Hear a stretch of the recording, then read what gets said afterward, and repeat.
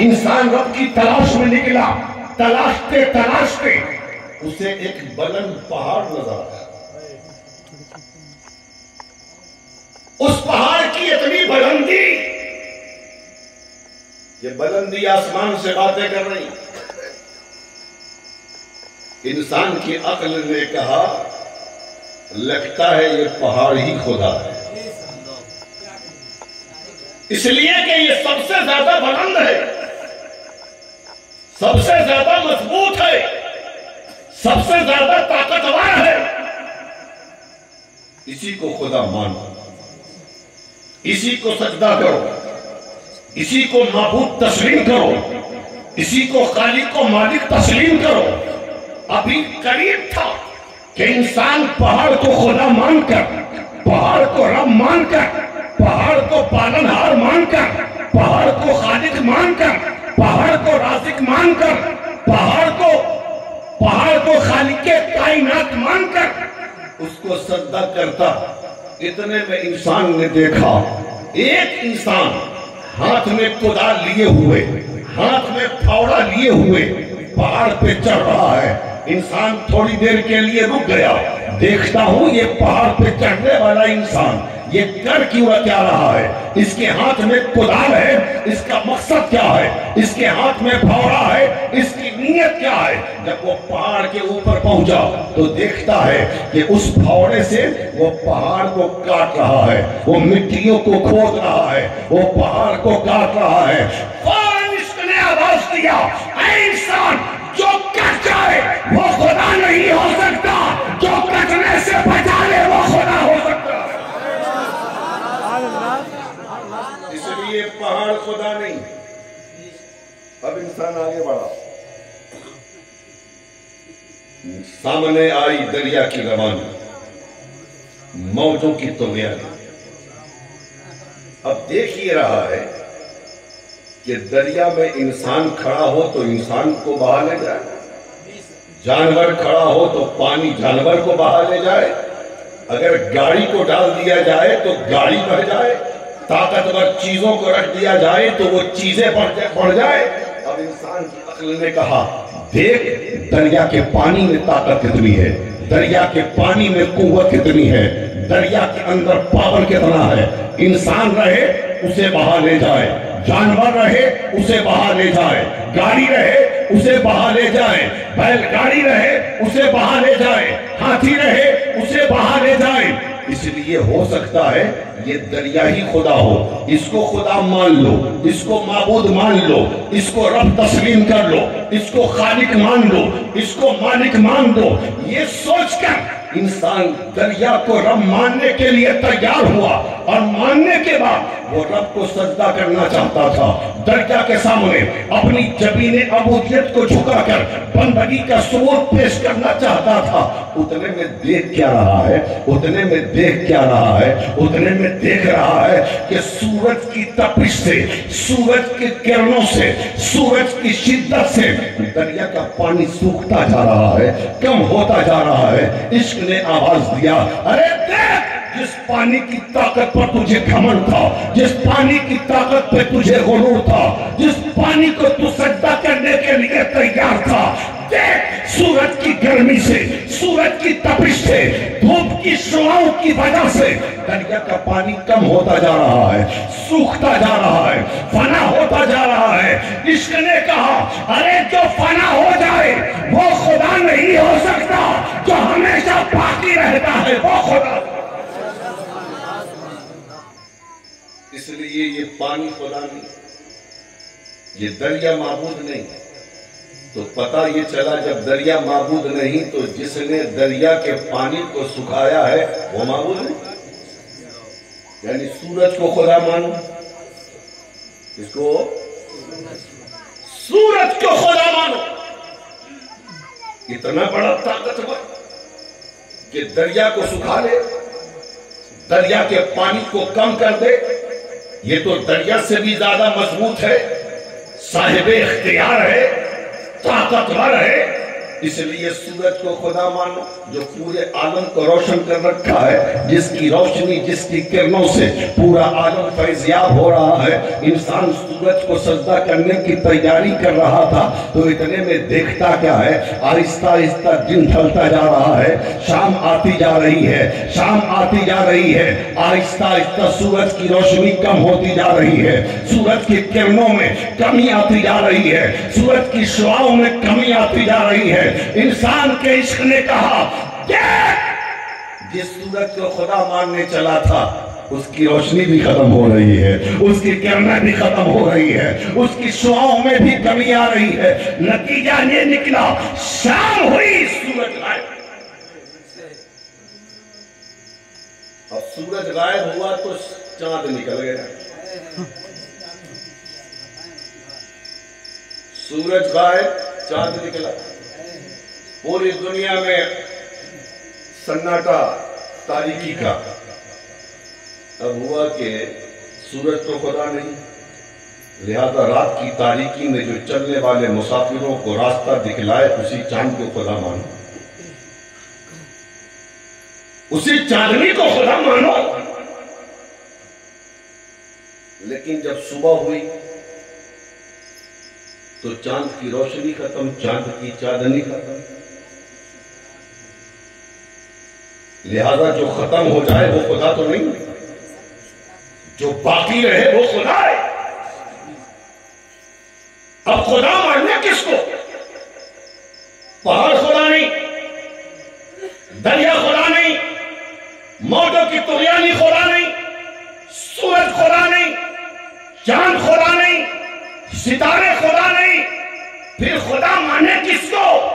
اسی سوچ میں انسان تھا کہ دیکھتا کیا ہے، مکے میں ایک نبی ہے، مکے میں ایک رسول ہے جو سورج کو منزل سے پلٹا بھی رہا ہے اور انگلی کے اشارے سے چاند کو دو ٹکڑا بھی کر رہا ہے۔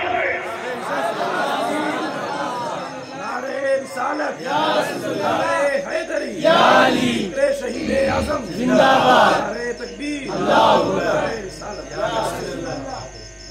جس نے مقام صحابہ میں سورج کو پلٹا دیا وہ نبی، جس نے انگلی کے اشارے سے چاند کو دو ٹکڑا کر دیا وہ نبی۔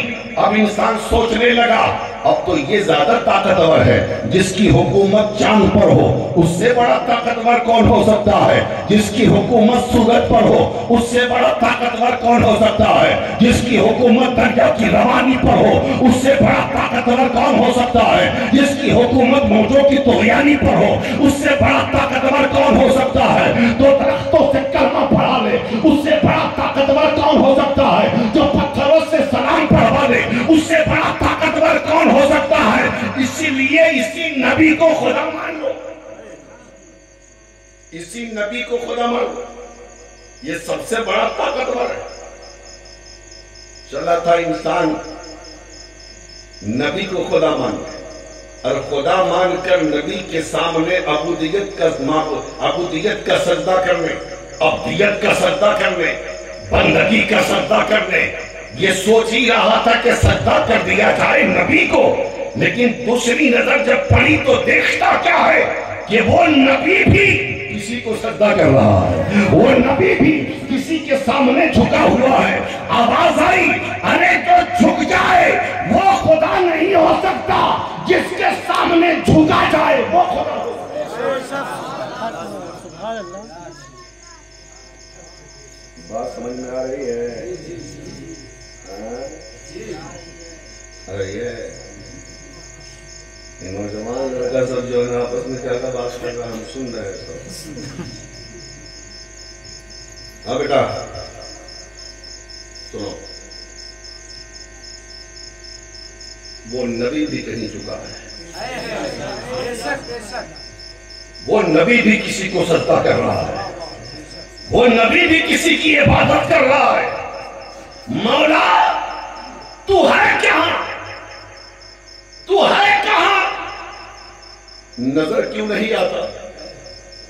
پورے زمانے میں ڈھونڈ ڈالا تجھے، تو کہیں دکھتا نہیں، تیری زیارت کو آنکھیں ترس رہی ہے، میرے مالک تو ہے کہاں؟ میرے پالنہار تو ہے کہاں؟ میرے رزاق تو ہے کہاں؟ میرا خالق تو ہے کہاں؟ زمین و آسمان کے بنانے والے تو ہے کہاں؟ میرے پروردگار تو ہے کہاں؟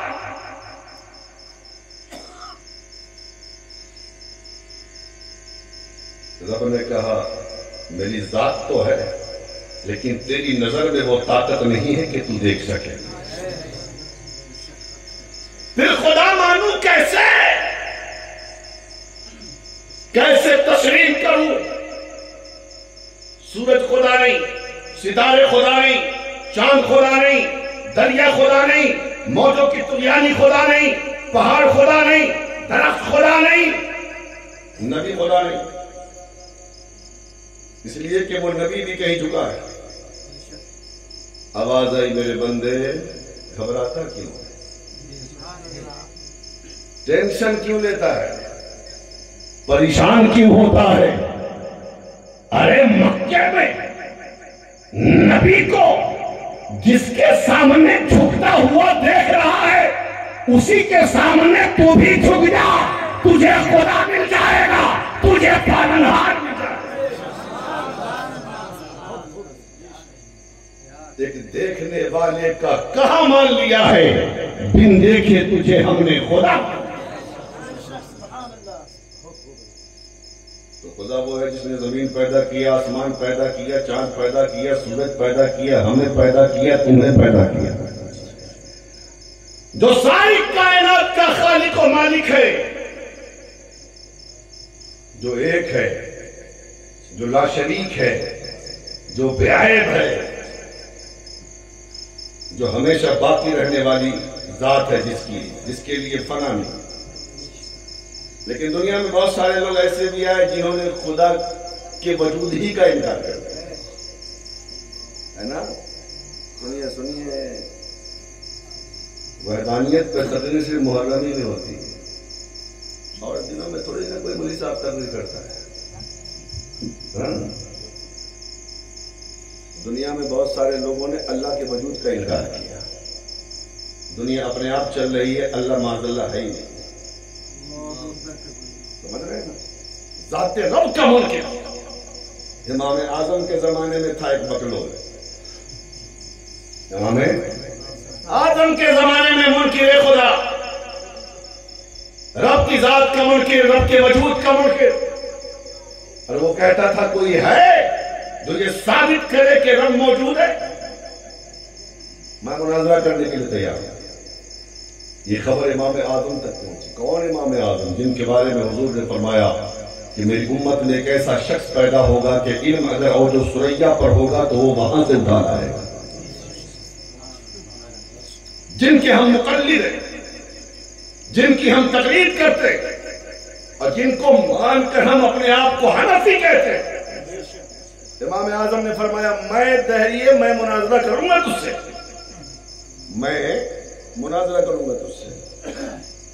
تاریخ متعین ہو گئی، مناظرے کے شرائط قلم بند ہو گئے.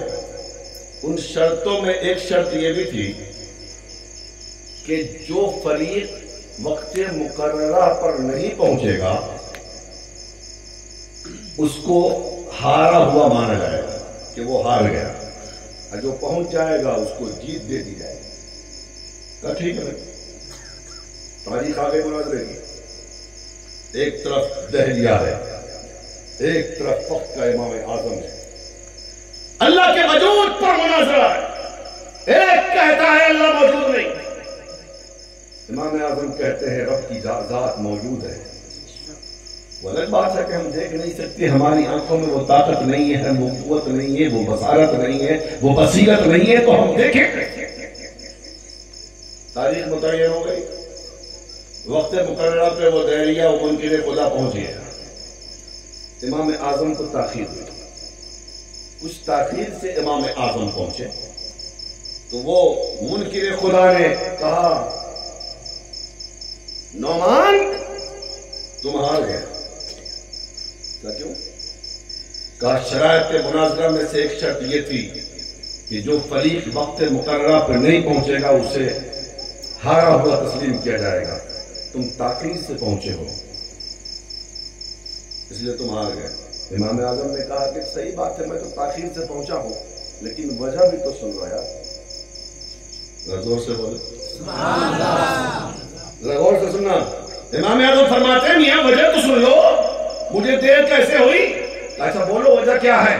حضرت امام اعظم فرماتے ہیں جب میں گھر سے نکلا راستے میں ایک دریا پڑا، دریا مجھے پار کرنا تھا، دیکھا دریا میں کشتی نہیں ہے، اب سوچنے لگا میں بغیر کشتی کے دریا پار کیسے کروں گا۔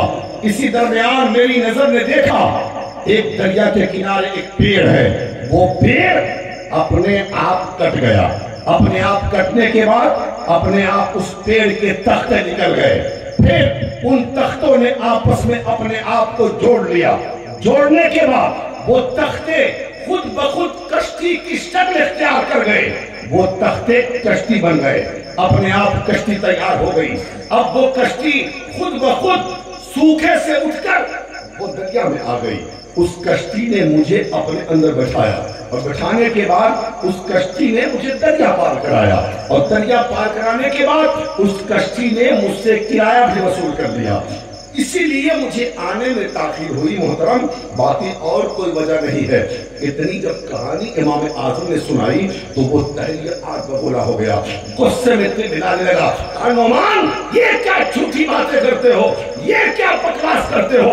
امام اعظم فرماتے ہیں یہ بکواس کیسے ہے، یہ جھوٹ بات کیسے ہے، یہ لغو بات کیسے ہے؟ وہ دریا کہتا ہے یہ ایسا ہو سکتا ہے کہ کوئی درخت اپنے آپ کٹ جائے؟ ہاں ایسا ہو سکتا ہے کہ درخت کے اپنے آپ تختے تیار ہو جائیں؟ ایسا ہو سکتا ہے وہ تختے بغیر ملائے ہوئے بغیر جوڑے ہوئے آپس میں جڑ جائیں؟ ایسا ہو سکتا ہے وہ تختے آپس میں مل کر اپنے آپ کشتی بن جائیں؟ ایسا ہو سکتا ہے کہ وہ کشتی زمین کے اوپر سے دریا میں خود بخود آ جائے؟ ایسا ہو سکتا ہے کہ کشتی بے جان سے بغیر کسی کی مدد کے وہ تمہیں کشتی میں بیٹھا بھی دے، وہ کشتی خود بخود تمہیں دریا پار بھی کرا دے، پھر وہ تم سے پیسہ بھی وصول کرے، کرایہ بھی وصول کرے؟ یہ ناممکن ہے، یہ ہو ہی نہیں سکتا۔ امام اعظم فرماتے ہیں اے منکر خدا، ظالم شرم نہیں آتی؟ جب ایک درخت اپنے آپ کٹ نہیں سکتا، جب ایک درخت اپنے آپ کشتی بن نہیں سکتا، جب ایک کشتی اپنے آپ چل نہیں سکتی، جب ایک کشتی اپنے بغیر کسی انسان کی مدد کے آگے بڑھ نہیں سکتی، چل نہیں سکتی، تو بغیر خدا کے اس زمانے کو، اس دنیا کو کیسے چلایا جا سکتا ہے؟ اس دنیا کو، اس کائنات کو کیسے چلایا جا سکتا ہے؟ جیسے کشتی کے لیے چلانے والا ضروری ہے، ایسے ہی کائنات کے لیے چلانے والا ضروری ہے۔ جو اس کائنات کو چلا رہا ہے، جو صبح کر رہا ہے، جو شام کر رہا ہے، جو سورج نکال رہا ہے، جو چاند کو چاندنی دے رہا ہے، جو موتوں کو طغیانی دے رہا ہے، جو درخت کو اونچائی دے رہا ہے، جو پھلوں میں مٹھاس پیدا کر رہا ہے، اسی ذات کا نام رب تعالی۔ سمجھ رہے ہیں؟ یہ تو امام اعظم کی کہانی ہو گئی، اب ذرا سا ایک مجذوب کی کہانی سن لیتے ہیں۔ ایسے ہی دہریہ ایک زمانے میں مسلمانوں سے سوال کرتا کہ کوئی مسلمان اگر مجھے 3 سوال کے جواب دے دے تو میں مان جاؤں گا کہ وہ سچا مسلمان ہے۔ کیا سوال تھا اس کا پتہ ہے؟ اللہ ہے تو دکھتا کیوں؟ کیا سوال تھا؟ اللہ ہے تو دکھتا کیوں؟ ایک سوال۔ دوسرا سوال، شیطان آگ سے بنا ہے، اگر شیطان کو جہنم میں ڈالا جائے گا تو پھر اس سے تکلیف کیوں؟ 2 سوال ہوا۔ اور تیسرا سوال، جب سب کچھ اللہ کرتا ہے تو بندہ مجرم کیوں ہے؟ جب سب کچھ اللہ کرتا ہے تو بندہ مجرم کیوں ہے؟ ہم مسلمانوں سے سوال کرتا اور جواب بنتا ہی نہیں ہے۔ ایسے ہی گھومتے گھومتے جنگل میں پہنچ گیا تو دیکھا کہ فقیر بیٹھا ہے، کہا تو مسلمان ہو؟ الحمدللہ مسلمان ہوں۔ فقیر نے کہا ایک سوال کا جواب دو۔ کہا کیا؟ کہا یہ 3 سوال ہے۔ اب مجذوبوں کی دنیا تو الگ ہوتی ہے نا، انہوں نے ایک مٹی کا ڈھیلا اٹھایا اور اس کے سر پر دے مارا. وہ تلملاتا ہوا اٹھا وہاں سے دہلیا اور قاضی کے پاس پہنچ گیا. اب مقدمہ دائر کر دیا کہ فلاں جنگل میں ایک دیوانہ ایک فقیر بیٹھا ہے, اس نے مجھے مارا. اب قاضی نے ان کو بلایا فقیر کو, کہا کیوں مارا ہے؟ تو انہوں نے کہا میں نے مارا نہیں قاضی صاحب, اس کے 3 سوال کے جواب دیا. زور سے بولے قاضی صاحب مارا نہیں ہے. پھر 3 سوال کا جواب دیا ہے. کیا سوال تھا اس کا؟ کہ خدا ہے تو دکھتا کیوں نہیں؟ اگر میں نے مارا ہے اور میرے مارنے سے اسے درد ہو رہا ہے تو یہ اپنا درد دکھ رہا ہے. اگر درد ہے تو دکھتا کیوں نہیں؟ ایک بات. دوسرا سوال یہ تھا کہ شیطان آگ سے بنا اور آگ میں ڈالا جائے گا تو شیطان کو تکلیف کیوں ہوگی؟ قاضی صاحب اس پاگل سے پوچھئے یہ کس سے بنا ہے؟ تو مٹی سے. میں نے مارا کس سے؟ مٹی سے. جب شیطان آگ سے بنا اور آگ میں ڈالنے سے تکلیف نہیں ہوگی تو جو مٹی سے بنا ہو مٹی سے مارنے سے اسے تکلیف کیوں ہوئی؟ تو جس طریقے سے مٹی والے کو مٹی سے تکلیف ویسے ہی آگ والے کو آگ سے تکلیف. 2 سوال کا جواب ہو گیا. تیسرا سوال تھا جب سب کچھ اللہ کرتا ہے تو بندہ مر جائے گا. قاضی صاحب اس سے پوچھئے تو تب اس کو مارا بھی اللہ نے ہے تو میرے خلاف کس نے مقدمہ کیوں دائر کیا؟ اس کو مارا بھی اللہ ہی نے تو میرے خلاف مقدمہ اس نے دائر کیوں کیا؟ میاں میں تو اللہ والوں کی شان الگ ہوتی ہے. اللہ والے وہ آنکھ بند کرتے ہیں دیدار کے. اس لیے مسلمانوں اللہ کی ذات پہ یقین, اس پر بھروسہ, اس پہ توکل, یہ بہت بڑی چیز ہے. آج ہم خوب کماتے ہیں لیکن پھر بھی پریشان ہیں. ہمارے پاس دولت کا انبار ہے پھر بھی ہم مصیبتوں میں گھرے ہیں. آج ہمارے پاس بہت سارے مال و اسباب ہیں پھر بھی ہم پریشان ہیں. اس کی صرف ایک وجہ ہے کہ ہم کو اپنے رب پر بھروسہ نہیں. اور سنو, آپ یہاں کی مسجد ماشاءاللہ بہت خوبصورت بھی ہے, بہت بڑی بھی ہے, اور جگہ سے نمازی تو یہاں ہے کچھ زیادہ, لیکن زیادہ کا مطلب یہ نہیں ہے کہ بہت زیادہ ہے. میں تو کہتا ہوں جو نماز نہ پڑھتا ہوں نا اسے کھانا وانا نہیں کھانا چاہیے.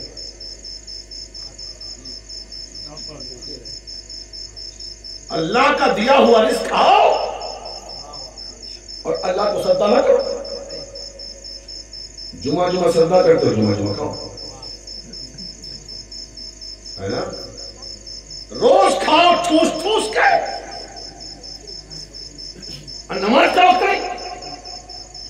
اب کتنے افسوس کی بات ہے, اللہ نے 24 گھنٹہ دیا تمہیں, اگر 5 وقت کی نماز کو دیکھ لو تو 1 گھنٹہ ٹائم جاتا ہے. 1 گھنٹہ رب کے لیے نکالو 23 گھنٹہ ہو جائے, پھر بھی ٹائم نہیں. کتنی آسان چیز ہے نماز, پھر بھی ٹائم نہیں. رمضان کا مہینہ آئے گا تو شوگر بڑھ جاتا ہے. نہیں, جھوٹ موٹ بیمار پڑے گا, چہرہ وغیرہ خراب کر کے چلے گا, بیمار ہو گیا, لگتا ہے 12 برس کا بیمار ہے. زکات دینے کی باری آتی ہے تو قرضہ بھی آتا ہے. حج کرنے کی باری آئی تو بال بچوں کی شادی باقی ہے. جب بوڑھا کسی لائق, دیکھیے جوانی میں گئے ماشاءاللہ. ہندوستان میں سب سے کمزور لوگ ہندوستان سے جاتے ہیں اور پاکستان سے. جب بوڑھا کسی لائق نہیں, نہ منہ میں دانت ہے نہ پیٹ میں آنکھ ہے, सारा तिगड़मबाजी दुनिया में खेल चुका है, अब किसी लायक नहीं है, सारा गुलछड़ा उड़ा गया, अब किसी लायक नहीं है, दोनों पैर कब्र में है।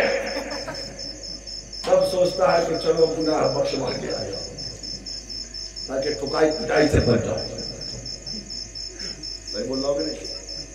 सही बोल रहा हूँ। गाड़ी जा राज करने भाई, बाल बच्चों की शादी बाकी है, यानी जब तक बाल बच्चों की शादी नहीं करोगे कोई छड़े उड़ाओगे। अब बताएं, जिस आसमान के नीचे रहते हैं किसका दिया हुआ? रब का। जिस जमीन पर चलते हो ये किसका बनाया हुआ? ये रब का। जिस चांद और सूरज की रोशनी में जिंदगी के सुबह शाम गुजारते हो ये किसकी तखलीक है? रब की तखलीक है। ये खाना अल्लाह देता है, ये कपड़ा अल्लाह देता है, ये आरामदेह चीजें तुम्हें रब ने बनाया है। सारी कायनात को तुम्हारे फायदे के लिए बनाया है और तुम्हें रब ने अपने लिए बनाया है। रब का दिया हुआ रिज़्क़ खाओ, खूब खाओ, ठोस ठोस के खाओ, इतना मत खाना कि पेट खराब हो। कुलू वशरबू, खाओ और पियो।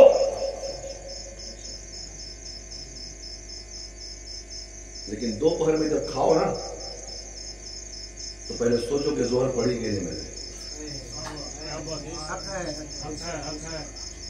असर के बाद चाय पीने के लिए बैठो तो सोचो कि हमने असर पढ़ा कि नहीं। मगरिब के बाद नाश्ता करो तो थोड़ी देर के लिए सोचो कि जिसने तुम्हें नाश्ता दिया है उसको तुमने सदका किया कि नहीं। रात में खाने के लिए बैठो तो थोड़ी देर के लिए सोचो कि तुमने ऐशा पढ़ी कि नहीं। करबला करबला करबला करबला, लग रहा है कि ये लोग भी जाएगा करबला। मुहर्रम में ऐसा लगता है ना, ऐसा लगता है, जितने को देखिएगा करबला करबला, हुसैन हुसैन, अली अली। हाँ, जबलपुर में जब हम पढ़ते थे तो वहां तो बाबाओं की दुनिया है रे भाई। सफेद पैजामा पे लाल चड्डी। आपके यहाँ 94 में जो जलसा हुआ था ना जिसमें सरकारें कराए थे, मैं उसमें आया था जलसा सुनने। मैं उसको जबलपुर दारुल मेरे सुन्नत में पढ़ता था। बहुत बड़ी कॉन्फ्रेंस थी। मैंने तस्लीम भाई को बताया, मैंने कहा कि यही तो हुआ था। अच्छा, आज से 31 साल पहले, 12-13 साल उम्र रही होगी हमारी। सो मगर जबलपुर में मैंने देखा बकरीद खत्म, बाबा निकला। बकरीद खत्म, बाबा निकला। क्या है भाई? हम तो पहले साल देखे तो ताज्जुब करने लगे, हाँ ये कौन सा बाबा है भाई? ये ताड़ी पीने वाला, ये शराब पीने वाला, ये झोटाई साहब, एक वक्त की नमाज नहीं, एक दिन का रोजा नहीं। लोगों ने कहा मालूम है, ये लोग कहता है कि इस पे हजरत अली आता है, इस पे इमाम हुसैन। हाँ, ये सुना हुआ नहीं, देखा हुआ नहीं है। मैं कहानी सुनाऊं ना, अभी के हालात तो नहीं मालूम, मैं उस वक्त क्या रहता हूं। इन पर इमाम हुसैन आते हैं, इन पर मौला अली आते हैं। मैंने कहा शर्म नहीं आती? इन्हीं नापाकों को चुनेंगे शेर खुदा? ये नापाक बगैर पानी के पेशाब करने वाला, हाँ? जिसने कभी मस्जिद का रास्ता न देखा हो, जो पाक भी रहता हो कि नहीं रहता हो। और देख लीजिए सुन्नियत को बर्बाद करने की कोशिशें कैसी होती हैं। वही बाबा लोग शब आशूरा में 10वीं रात में सफेद पैजामा पे लाल चड्डी पहने रहता है और हाथ में झाड़ू है उसके। अब पीछे से, सही है सर, ये मेरा देखा हुआ, पीछे से उसका नाड़ा 2-3 आदमी पकड़े हुआ और वो आगे भागा जा रहा और उसके हाथ में वो फूल झाड़ू होता है, फूल झाड़ू, वो झाड़ू है। और हमारी हवा की बेटियों का क्या कहना है? औरतों का तो मत पूछिए, زبردستی جاتی تھی بابا کے پاس کہ ایک جھاڑو مار دے. جس کو اس نے ایک جھاڑو مار دیا وہ سمجھتی ہے کہ ہمارا کلیان ہو.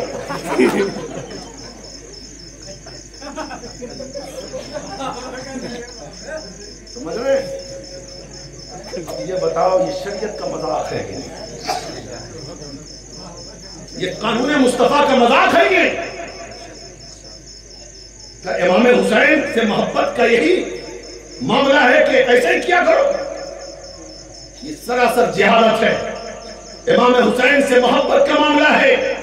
امام حسین کے نام کا ذکر کرو، نوافل پڑھو، قرآن پڑھو، شربت لٹاؤ، لنگر لٹاؤ، غریبوں کو کھلاؤ. امام سے محبت کا معاملہ یہ ہے.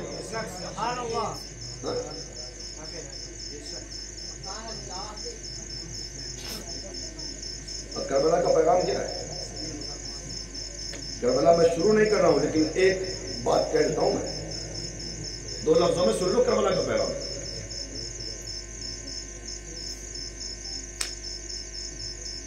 امام حسین کا سر کٹا سجدے میں.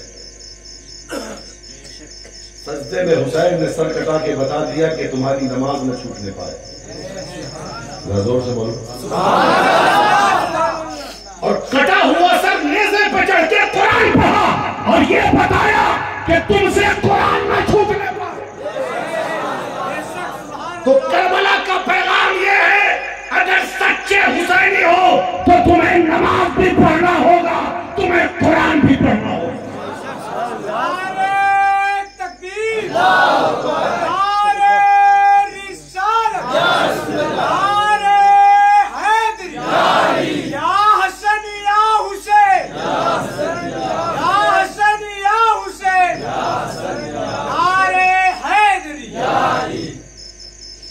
اتنا آسان ہے حسینی بننا؟ اتنا آسان ہے؟ صرف امام حسین کا نام لینے سے کوئی حسینی نہیں ہوگا، بلکہ کردار حسینی کو اپنانا ہوگا، کردار مولا علی کو اپنانا ہوگا. صرف نعرہ لگانے سے معاملہ حل نہیں ہونے والا. زمین پہ اترو اور اتر کے کام کرو تاکہ زمانہ کہے یہ علی کا غلام جا رہا ہے، یہ حسین کا غلام.